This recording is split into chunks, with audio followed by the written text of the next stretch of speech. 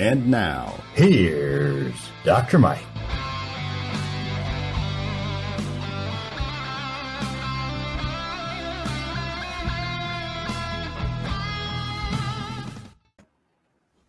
Hello, friends. Thank you for joining me today here on the live show. There is a battle raging in America.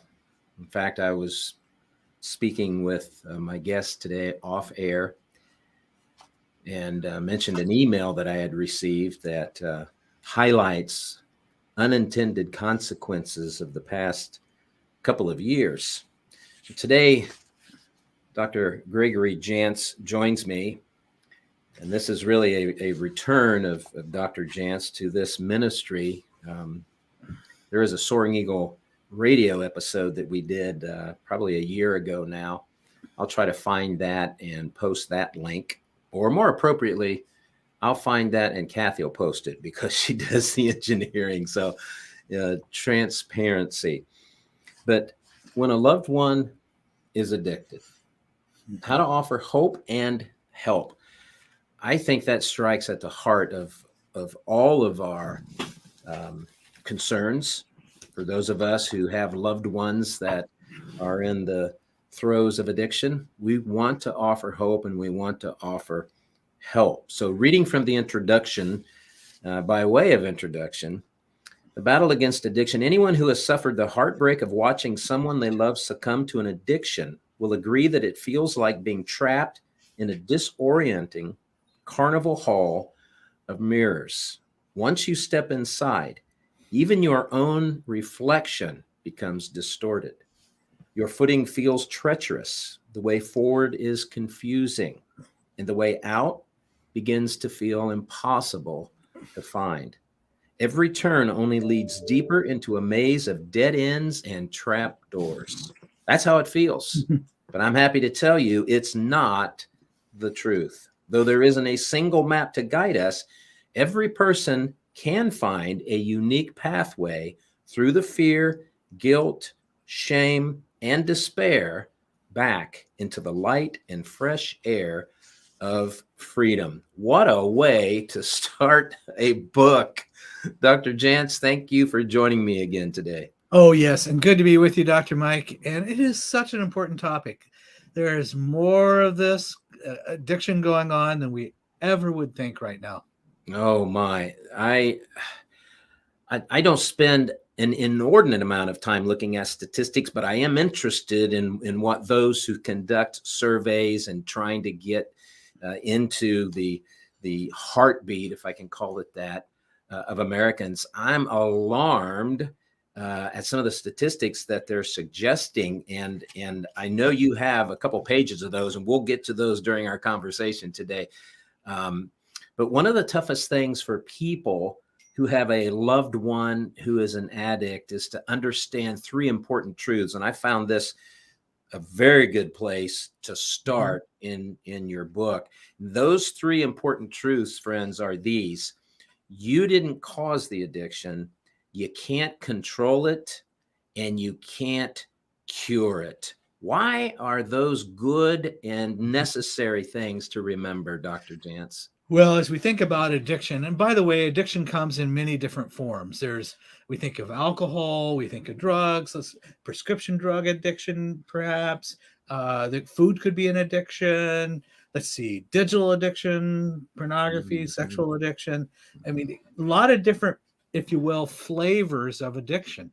And the one thing I found out is this is our 38th year in this field of treating folks with anxiety, depression, and addiction. One of the things that we know is nobody starts off to be an addict. It's like, I'm working really hard to become an alcoholic. That's never the goal, but that's what happens. So when I think about what we need to know, well, if you're living with somebody, it's easy to blame ourselves. It's easy to say, my goodness, I must have done something, and we can blame ourselves. So important. Yes. We didn't cause the addiction. Mm-hmm. And a person who's struggling as an addict, no matter what form of addiction, that's nothing that anybody living with them or anybody that knows them You didn't start the addiction. You didn't create it. That's important, because the next one you always have to remember is, and we can't cure it. Yes. Now, we can be helpful and we can set up an environment and conditions, but we cannot not cure the addiction. And we'll talk more about, but these are just some important fundamental truths to start with. Yes, absolutely. So, according to the American Society of Addiction Medicine, the ASAM, addiction is characterized by these 5 things. And then I'm going to transition into the 4 harsh realities. So, the ASAM, the American Society of Addiction Medicine, says that addiction is characterized by 1, inability to consistently abstain; 2, impairment in behavioral control; 3, diminished recognition of significant problems with one's behavior and interpersonal relationships; 4, craving; and 5th and finally, a dysfunctional emotional response. Now, before I move on to the 4 harsh realities, I would just like your thoughts on those 5 things, Dr. Jantz. Yes. Well, as we look at addiction and what makes for addiction, it always takes us farther away from our goals and our desires. Addiction takes you down a road that you really thought you would never go. So it takes you farther than you want to go. That's one way of saying it. Yes. The other idea with addiction is you've probably been telling yourself, I can stop this. I can stop this at any time. And so there's that kind of mind game or that denial we play, or we'll say, it's really no big deal. I really can stop. Of course, those are things that we say to ourselves. That's called denial. Yes. But that's the nature of addiction. It tricks us. It causes us to believe things that are not true. And one of the big lies of addiction is, I need this, whatever it is. I need this in order to cope or survive. You just don't understand. I have to have this. And so those are some of the lies, really. But the entrapment is you keep using despite the consequences. Mm-hmm. Yes. Yes. Yes. So here are 4, and I know this is going to strike home with people. It's good to have definitions and understandings and set those parameters and in the context and all of that. But here are 4 harsh conditions, attitudes that you might expect from someone who is addicted. And I know this is going to hit home with a good many people, because as we're going to find out through the course of this conversation, for those of you who have joined us today, and by the way, again, I'm speaking with Dr. Gregory Jantz, when a loved one is addicted, how to offer hope and help. Because I know sometimes we feel helpless in what can I possibly do? Well, there is hope and there is help. And that is our desire, that you understand that by the time this conversation is over. So here are 4 harsh conditions, attitudes that you can expect from someone who is addicted. First of all, trust is next to impossible. Why is that, Dr. Jantz? We want to trust, but the addiction takes over. And let me just give an easy example. If you ask somebody who maybe it's a drinking issue, and you say, well, how many beers did you have? And they say, well, I just had 2. Well, really what they're saying is, I had a 6-pack and maybe more. You see, addiction distorts reality. It distorts the truth. And so we need to remember that, because addiction causes a person to lie. Yes. Yes. So number 2 of these 4 harsh conditions, realities, and those of you who have joined us and you're walking this path right now, you say, yes, I understand. I am experiencing that right now. Well, here's a second thing you'll probably resonate with you. You'll always be no better than second place. That's a very hurtful thing to understand, isn't it? It is. You'll never be better than second place. So that's part of the addiction lying to you. Mm-hmm. Addiction, it lowers your self-esteem, your self-value, your self-worth, how you perceive yourself. And addiction tells you, you deserve this. This is about as good as you are. This is what you deserve. So it's that lie. Boy, I tell you something, Dr. Jantz, you just hit the nail on the head from a pastoral perspective. Yes. I get that statement so many times. I'm just not worth it. I deserve this. And trying to stand against that and then walk somebody out of that attitude. Boy, that can take a long time because they've convinced themselves of the truth of that. Well, and here's what we know. You feel unlovable if you're struggling with an addiction. Yes. And you feel like, well, there's no way God could really love me or forgive me. You feel very unlovable. Yeah. And then you feel unlovable to others in your life. Mm-hmm. It's like a family member or a loved one. You feel like, well, there's no way they really love me. Yeah. And so the fear of being exposed and feeling so unworthy. Yeah. Again, let me just say it. This is the lie of addiction. The lie of addiction says God can never love me. Others don't love me. That's the lie. Yeah. Yeah. So the third one is addicts are crazy makers. What do you mean by that? Yeah. Well, because if I'm an addict, I will do anything and everything to get whatever it is that I'm wanting. I will lie. I will cheat. By the way, some of the addictions, and I'll use the opiate or pain medication addiction, is so strong and so strong physiologically for the brain that a person will do just about anything. And I had somebody who told me, he said, I feel like if I don't get this, I am going to die. Okay, that's the power. And in a way, that's the darkness of the addiction. That's the stronghold that this addiction gets in your life. So do remember that addiction is powerful, and it's cunning, it's baffling, it's crazy making, and that a person will do anything. You think you know somebody, and then they'll go off and do something because of that addiction. It's always important to remember you're not really talking to the person you know. You're talking to that addiction. And it distorts the best of who people are. Absolutely. And that truth right there has so many applications in other contexts. People that are entrapped or ensnared in things, you're not actually talking to them. You're actually talking to the thing that has them entrapped. That's a very important thing to keep in mind. So the fourth and final thing is a natural outworking or outflow or result of these first three. And that is that an addict's friends are often unsavory people. Yeah. Unsavory. Well, it's easy to make harsh judgments, particularly if you've never, or maybe you don't have any experience with addiction, or maybe you even grew up in a home where maybe there was a family member that was an alcoholic and it was just so hard to understand.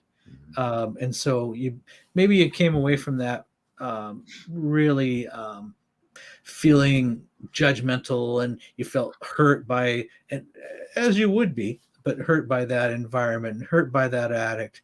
And that makes sense. But again, we've got to separate the addiction from the person. Yes, that's exactly right. So is there anything, before we go any further, you listed a couple of things that are addictive behaviors that 25 years ago, would have never made the list. And one of them is because it didn't exist. So technology. Oh yeah. Technology. But then there's some that have been around for a long time, such as pornography. Yes. And it grieves me to say this, Dr. Jantz, but statistics tell us that the percentage of Christian men that view pornography on a regular basis is virtually the same as those who make no profession in Christ at the same level. That is a very grievous statistic, but I think it's probably accurate. What do you think? Yeah, and I think what happens is we don't build in the safeguards, the guardrails that we really need. Because let me just say, anybody could be vulnerable, and that vulnerability. And I think what I hear is a lot of times men or others will say, I just can't believe what I did or what I got myself into. I never thought I would do this. I mean, so I hear things like that. So we need to know that, well, first of all, we're human beings and we could be vulnerable. If it's not pornography, maybe it's something else. But so we know our vulnerabilities and what do we need to do to really safeguard ourselves. And I think the other thing is, if you feel like you've failed or you made a mistake, we don't want to stay in that mode, because then it's easy to make an excuse just to keep re-engaging. Yes. And then we start to say things like, well, it's no big deal. So yes. Yep. Is there anything different about addictions today than in the past? Well, I think there is. I haven't mentioned it yet, but I think there's a social media addiction. I think there's, or can be, those that are addicted to technology. Now, I represent a facility where people come and they're here, they stay with us, they're here 4, 6 weeks, whatever they need. And when people check in with us, okay, maybe you're coming for depression or anxiety, we do take, I'll reach over and get mine, we take anything like this. Anything with a screen. Now, when I say take it, we put it in a safe, and we have a 72-hour kind of cooling out period. And what that means is we don't want you distracted by anything initially when you start here. But individuals will, day 2, they'll say, you know what? I forgot. I just need to check my email. There's something I needed to do. Or they'll get irritable, or they'll get kind of cold sweats and irritable and get demanding. I need my device. You don't understand. Well, for some, they're kind of going through some technology withdrawal. It's like, because they've had it tethered to them. They've been living through their technology, and now, not to have it, there's a void. Something feels like it's missing, and then I get anxious. I may get where I feel like I have to have it. So that's kind of that. Technology can be addicting. It's not a formal diagnosis yet, but we see it all the time. Yeah. And I imagine that you do. And in the place that you're talking about, that would be the center, a place of hope. Yes. Yeah. So you can find that, friends, on the web, www.aplaceofhope.com. And that is good. Could you speak a little bit about that, Dr. Jantz? What services are offered there? And well, as I mentioned, this year starts our 38th year. We're a whole person, faith-based facility, known for work with depression and anxiety and addiction. So we're really desirous of approaching mental health issues from a different vantage point. That's why we build a team for everybody. We cover medical issues, psychiatric, counseling. We do natural health care. We also, have the counselors. We do fitness. We even give everybody a fitness assessment. We look at sleep disorders. So we look at the whole person and really put together a plan for that whole person. So it's a little different approach. Yes. Well, it's a wonderful approach. So friends, if you are in a place where that would be helpful, then I encourage you to go to that website, aplaceofhope.com, and reach out to the staff there from that website. You can also keep up with what Dr. Jantz is doing on his personal website. That is Dr. Gregory Jantz, JANTZ.com, drgregoryyantz.com. Yep. And there you'll find all of his books. Did I read 41 and counting, Dr. Jantz? Well, let's see. We have let's see, this summer we have one coming out. So I think that's right. Yeah. Our goal was always to do one book a year. And what's happened, and we just did a book on suicide, and that's a hard topic. Yes. And I never thought I would ever do a book on suicide. But what we found was, as anxiety rates have gone up, skyrocketed through this pandemic season, so have addiction. And when addiction rates go up, so does suicide. Yes. There is a direct correlation, in other words. Yeah. So the question that some may be asking, and by the way, Kathy, if you would let folks know that have joined us on whatever platform they're watching, that we will take their questions if they have any, if they'll put those in the chat function of whatever platform they're on. We'll try to get to those questions before our time is up. But a question I'm sure that some people have, Dr. Jantz, is why do some people succumb to addictions and others don't? Is there something that stands out about those who do versus those who don't? I mean, is there an answer to that question? Not always. We know that sometimes we'll see addiction run in families. And sometimes that's just the nature of you grew up that way and you end up doing the same thing. We do find there's some that may be more vulnerable, brain chemistry. There's some vulnerabilities, particularly some genetics that could kind of lean you that way. And when I say vulnerability, it doesn't mean that's the route you're going to go. Right.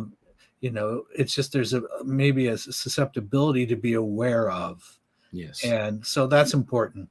Yes. We also know that there could be trauma or some abuse, and maybe you learned early on just to cope with the pain by maybe by drinking. Yes. So there's a lot of different reasons why an addiction begins. What we know,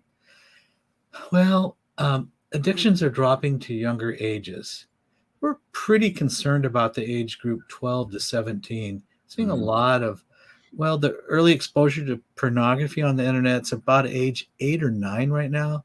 Wow. And so we're seeing addictions overall. We have cannabis that's legal in so many states. And even if a kid is 17 years old, and let's say you have to be 21 to go and buy it, the fact that it's legal, kids will go, well, I know I'm not quite old enough, but it is legal. Right. That's right. Yep, that's exactly right. Yeah. Well, you mentioned 5 factors. I asked that question because you mentioned 5 factors that do play a role. Yeah. In the development of addiction, and you've touched on most of them already, but I want to give them clarity for our viewers' sake. And first on the list here is past trauma. Studies have established a significant link between exposure to traumatic stress during childhood or adolescence and the development of substance abuse disorders. There is a clear line there, isn't there? There is. Yeah, absolutely. And then number 2, multiple conditions.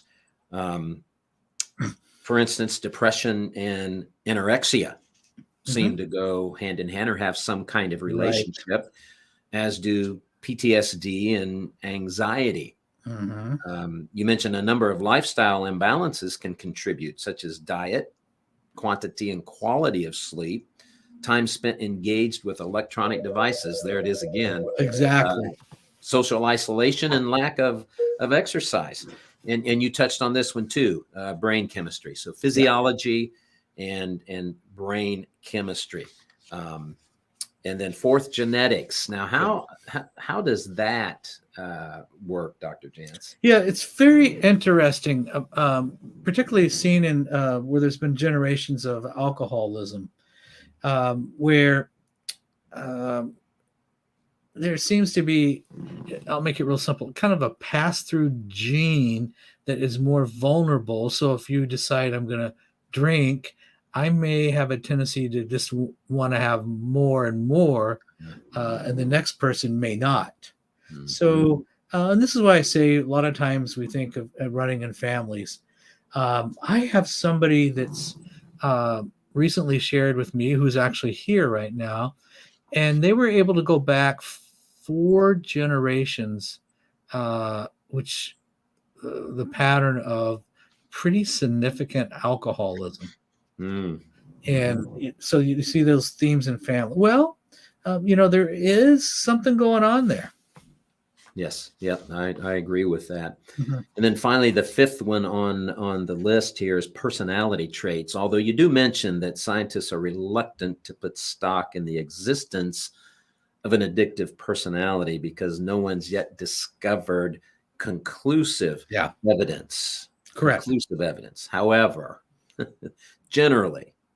experts generally consider addiction to be a disorder of the brain, not a personality issue. Mm-hmm. Correct? That is correct. Yeah. So you can't say, well, this is my personality. You don't understand. I need this. So that's part of maybe the excuse making or the crazy making.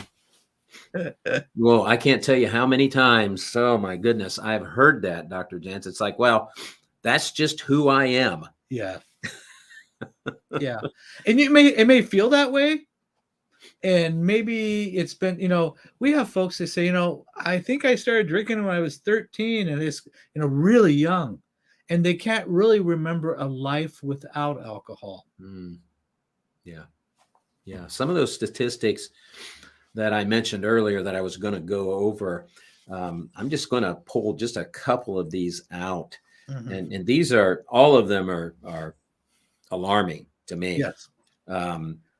Drug overdose deaths have more than tripled since 1990. Mm-hmm.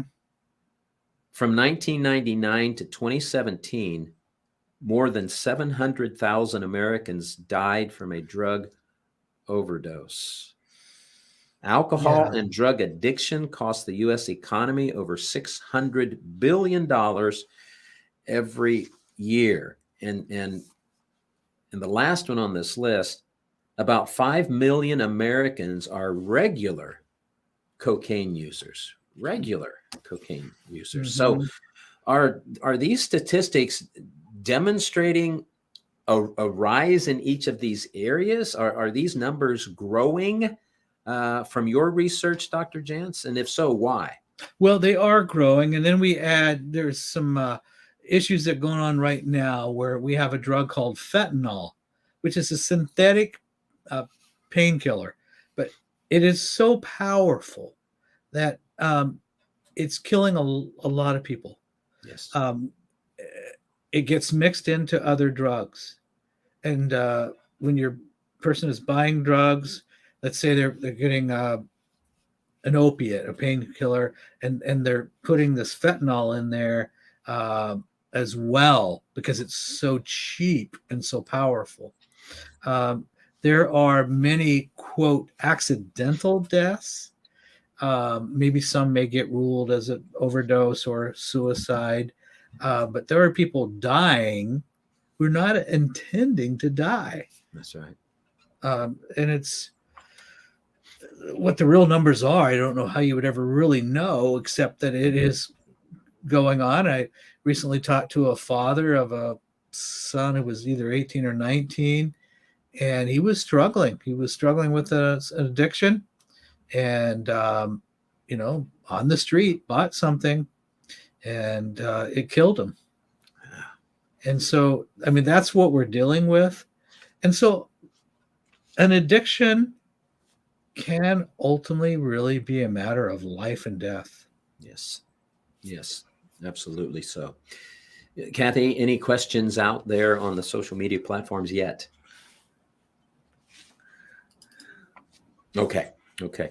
So chapter 2 of the book, that was all chapter 1, friends.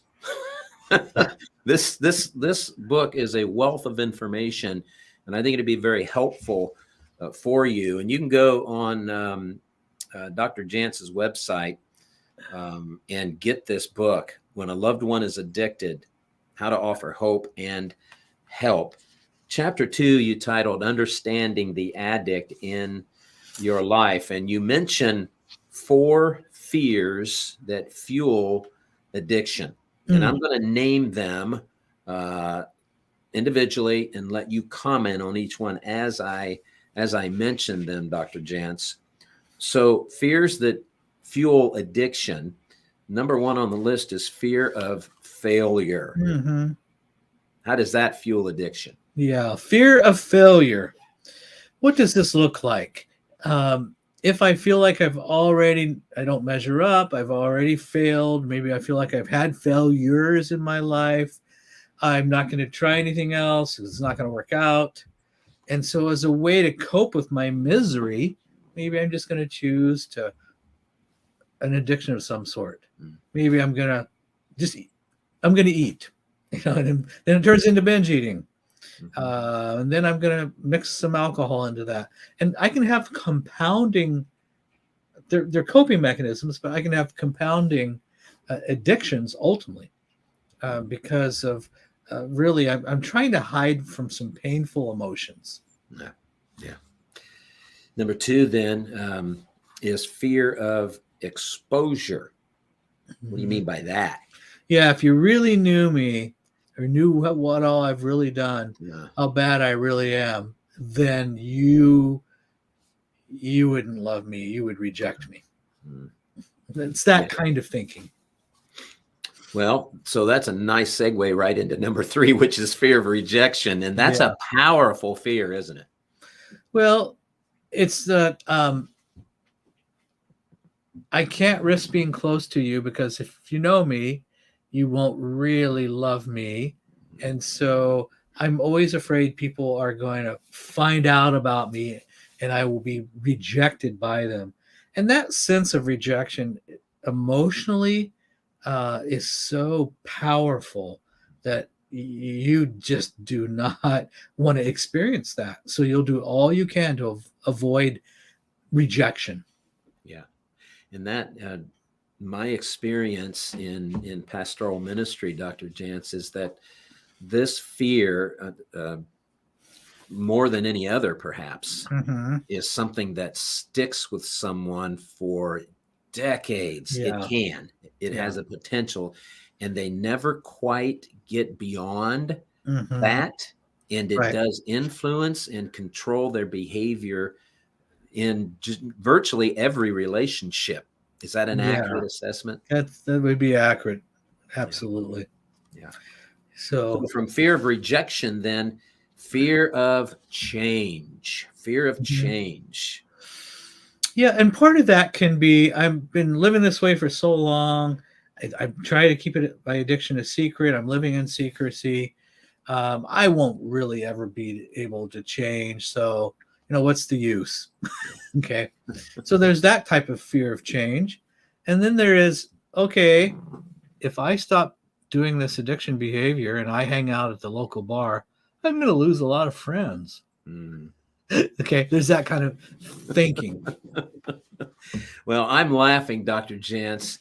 Not that this isn't serious, but I'm laughing because my testimony, when I got saved 38 years ago, yes, I was what I would call a barfly. Okay. And it wasn't, I wasn't there 7 days a week, but from Friday through Sunday, if you were looking for me, that's where you could find me. Yeah. And it was amazing. When I got saved, I had to get a whole new set of friends. Yes.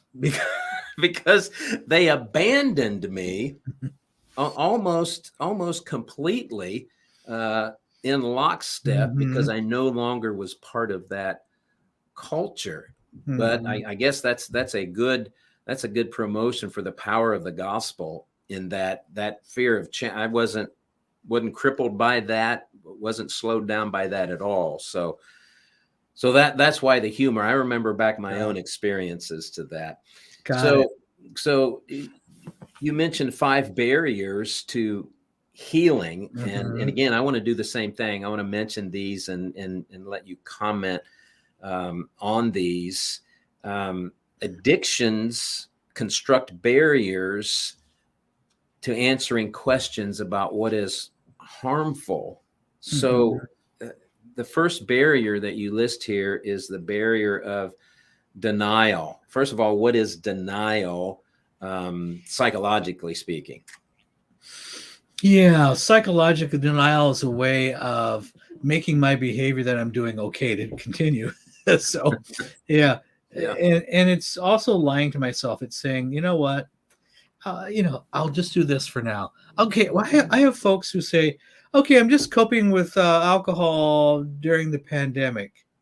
Yeah, I was working from home, and yeah, I did drink during the day, but that was just during the pandemic. Guess what they're doing now? Yeah. Same thing. Yeah. Yeah. Yeah. Denial. Yeah. The barrier of denial. And again, friends, these are barriers to healing. Yeah. That's the context here. The barrier of denial. The barrier of secrecy, Dr. Jantz. Well, addictions thrive in secrecy.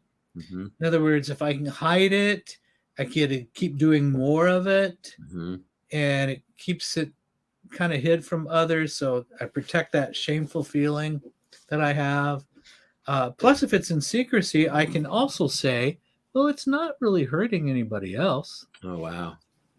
Yeah. That's a very good point. The third barrier is the barrier of minimizing. Yeah, minimizing. It's kind of like, and by the way, you can start to believe your own lies. When I minimize, I go, I really just had a couple drinks, and I minimize my behavior. It's really not that expensive. I can afford this. I'm just minimizing anything. No, it really doesn't affect my family. No, I'm just minimize everything, again, to justify continuing. Yes. So 4 is the opposite of that, the barrier of maximizing. So while minimizing seeks to make the addiction seem less than it is, maximizing makes the addiction seem more than it is. Yeah. And by the way, we need to be, if we're living with somebody who's struggling, we want to be careful about labels we may put on them. And we're talking about things. It's really easy to label a person and just say, you know what, you're in denial. You don't get it. Well, arguing and yelling and telling them what's wrong with them will not help it. That's right. I just want to mention that. So true. And that's a good segue into the 5th barrier to healing. That's the barrier of shame. Shame says, I feel defective. There's something wrong with me. And that's what shame is. And shame, you wouldn't understand. Shame, there's something really wrong with me. And so shame and embarrassment. Yeah. So in what ways, Dr. Jantz, do family members become collateral damage in an addict's life? I'm thinking of one that was just recent. I had a mom tell me she had a teenage son who's in and out of the house because of addiction. She's so worried about him, and he'll show up. And she said, I gave him $20. And she said, I was hoping he was going to spend it on getting some food. But okay, so that's kind of a codependent, enabling type behavior. But when she was honest with herself, she says, okay, I know he's just going to use it to buy more drugs, but gave money with the intent or hopeful intent that this person her son was going to buy some food. Well, that's a way that we can enable it to continue, but it's really hard to say, I'm sorry, I can't give you any money, but here's a sandwich. Yep. chapter 3 now changes the focus in the book, and chapter 3 begins to lay out how you, as a family member, a friend, a loved one of the addict, how you can help your loved one. And I found this chapter very good and with a twist. And the twist is this: where do you start in helping your loved one who is an addict? And the answer to that may surprise some people, but it starts with whom? Well, one of the things that you can do to help, I just want to add, pray for wisdom always, as a covering. And one of the things that it really starts with is, it does start with telling the truth, but how we do that is so important. Yes. A person that is struggling with addiction, they actually know that there's a problem. And so we want to be careful of not beating them up. But really, they need to know, no matter what, how much we love and care about you. And that needs to be communicated through all we do. But there's times where it really is tough love. Yes. There's times where you have to say, I love you so much, but right now, until you're able to get some help, you're not going to be able to live here. So it's having boundaries that really are there for protection. Yes. And that's hard to do. Let me just say, that's super hard to do. Yes. Yes. And we need to really pay attention to ourselves. You mentioned it in your book as being self-care. Oh, yeah. And then you even mentioned some things that the Mayo Clinic suggests are signs to watch for, because it's very easy for caregivers, those who are trying to minister to loved ones that are addicts. It's very easy for them to succumb to some things, and then that makes us not very enabled to help them. And so it begins with self-care. We need to pay attention to ourselves and what's going on in our life. And so my question, Dr. Jantz, is what broad brushstroke answer, what does that encompass when you talk about self-care for the one who is a caregiver to an addict? Yeah, self-care is going to be everything to do with prayer. It's going to be everything to do with, don't do this alone. Have others that know what's going on, so don't carry this alone. Self-care has to do with things like, how is my nutrition?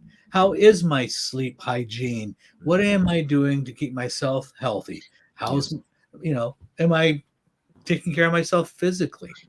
That self-care, you need to do those things. And who am I spending my time with? And my self-care may mean I may need to go and attend a group of others who are in similar positions and learn more and ultimately be empowered by that. So there's emotional self-care, physical, obviously, and spiritual, but keep care of yourself, because you need a good mind. You need a good physical strength, because there can be some really tough days with this. Yes. Yes. And families can do things that they think are compassionate and they may feel right for us to do, but they end up being enabling, don't they? Oh, yes. And that's maybe not the intention, but that's, ends up that's what happens. Yes. Yes. And you mentioned 5 strategies to avoid, and I really liked these 2. 5 strategies to avoid enabling your loved one who is caught in addiction. And I'm just going to read these one by one and let you respond, Dr. Jantz. Okay. And this is for the loved one. This is for you that have joined us today. And perhaps you have someone in your life that is an addict, and you need some things to understand to help you avoid enabling them. Your heart is broken for them, and in compassion, you want to help them, but it might not be the best thing to do. So first of all, stop doing anything that supports the person's current lifestyle. That's a biggie. Yeah. That's like, if it's alcohol they're struggling with, it's like, don't throw a party at your house. Okay. Yes. Don't, it's a list of don'ts, but you're not going to give them money. Um, you're not going to be supportive of friends that really aren't friends. So, Yeah, that's good. Well, I'm going to pause here, Dr. Jantz, because we've got some questions that have come in, and I'll pick it up here, time permitting. So here's a question, came in from Facebook. Can a person's chemical imbalance and schizophrenia be alcohol induced? not knowing the specifics of the situation, there is certainly an alcohol type of psychosis where a person their brain is so toxic, they really do separate out from reality. There's like a break from reality. And oftentimes there may be other drugs mixed into that. And they've got to keep a certain amount of alcohol in their system so they don't go through a potentially life-threatening withdrawal. And so there is an alcohol psychosis, and then there's other drugs that you can clearly see that a person has broken from reality. So the word schizophrenic, the word that might be used is psychosis, where it's generally a temporary break from reality. But we do know that over time, the mental health issues with addiction continue to increase. Okay. You'll see paranoia, you'll see high levels of anxiety, and that's all drug or chemically induced. Okay. All right. Okay. Thank you. Here's another question from a Facebook viewer. Does Dr. Jantz find a great stigma with mental health and illness, so therefore patient denies having an issue or does not seek appropriate treatment? There, in some groups of people, there is a stigma, but we're finding right now the mental health needs are great. We think the epidemic we're going through right now is more mental health issues that have come out of everything we've come through and still are coming through. And so less and less seems like to go and get help for depression or significant anxiety is more and more acceptable. There are maybe some groups that maybe shame or may say, what, you're just weak, and they don't have an understanding of mental health issues. We are at the tip of the iceberg. We are in it's already started, a mental health crisis. Yes. Yeah, I agree with that, Dr. Jantz. I think that's exactly where we're at the tip of the iceberg, and it's coming. And this is one reason why the work that you do, I'll call it a ministry, is so very important. And it's also another reason why I think that church staffs need to get up to speed on at least some rudimentary understanding of mental health and what's happening today. And I understand that not every church is equipped to have somebody on staff that's qualified to do that. I understand that. But at least there needs to be at least an understanding of how to direct and help this person with additional resources. So, yes. So we're talking about strategies to implement for family members of loved ones, friends, to prohibit or to try and help them not to enable. We've already talked about stop doing anything that supports the person's current lifestyle. The second strategy is refuse to cover up or make excuses for the person. Ooh. Yeah. I've seen that a lot, Dr. Jantz. Because we can be so embarrassed, we might want to, make excuses. Spouse that says, "I'm sorry, my husband can't be with us tonight, and he had another appointment," and he's at home drunk. Okay. So we may find we want to lie for the addict. So that's really one thing to be aware. It's just the embarrassment of it all. Yeah. Yeah. Do not give, number 3, do not give or loan money, no matter how much they beg. Yeah, that's a big one. Yeah. And it doesn't matter the amount. Yeah. $5, $1, $10. It's not about no. Yeah, exactly. Number 4, don't rescue the person when difficult consequences occur. Now, this, I'm just, for myself and my personality, I'd really have to pull back on the reins not to do an intervention when I see those negative consequences, even though I understand the dynamics of it all. But that can enable, if the addict thinks, well, you're going to come to my rescue the next time, so I'm not too concerned about that. Mm-hmm. Yeah. Set boundaries and stick to them. You mentioned that already. Yeah, boundaries can be challenging. Don't try to do this alone. Have somebody you're working with, whether it's a counselor or a pastor or somebody that's really understands this, where you will have support, where you'll have ideas. What's a boundary look like?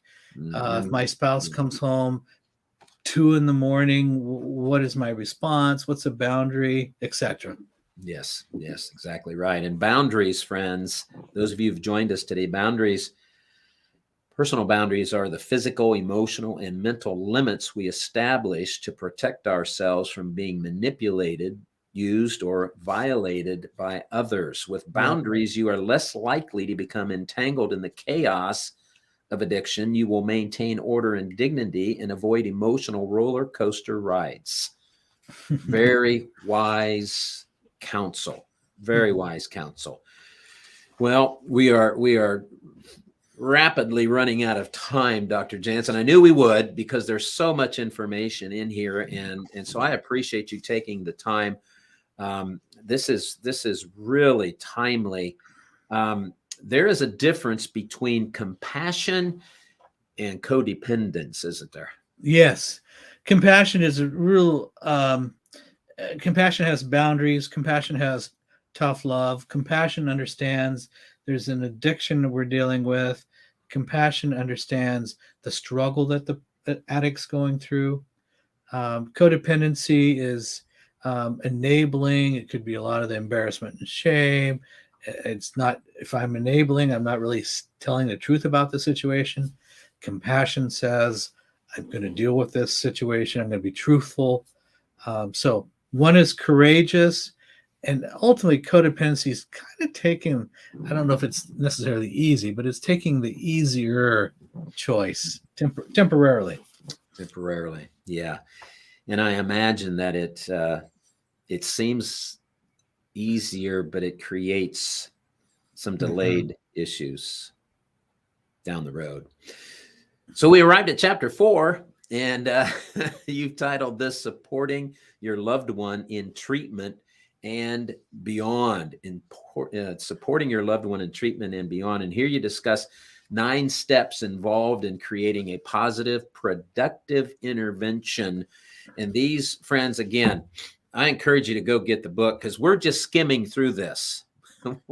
You're just getting the high points. There's so much more meat and good information for you to use in your own context, in your own relationships. If you have someone in your life that is struggling with addiction, when a loved one is addicted, how to offer hope and help. Dr. Gregory Jantz, there's the website. Thank you, Kathy. drgregoryjantz.com. The center, a place of hope.com. You can go there as well if you have someone that needs an intervention and a supervised program that's going to help them. So supporting your loved one in treatment and beyond. I'm just going to mention these, and I'll let you comment on any one that you want to, and we don't have time to comment on all 9 of them. But so an intervention typically involves the following steps, friends: plan carefully, gather a team, decide on the best time and place, hold rehearsals, stick to the script, share thoughts compassionately but directly, strive to be hopeful. Now that's where, depending on your personality, Because some people are hopeful, their personality is hopeful, and others are, he's just going to mess this up again. But strive to be hopeful, state consequences if the person refuses help, present the treatment option. How would somebody go about constructing this for a loved one, Dr. Jantz, using this guideline? Well, and you may need to call and to get some more guidance and help on how to do this, and involve a couple other family members. Times we need to involve maybe a professional that understands how this works. An intervention is something you'll do one time, and we want to do it well, and we want to give the person a chance really to get the help that's needed. Yes, absolutely.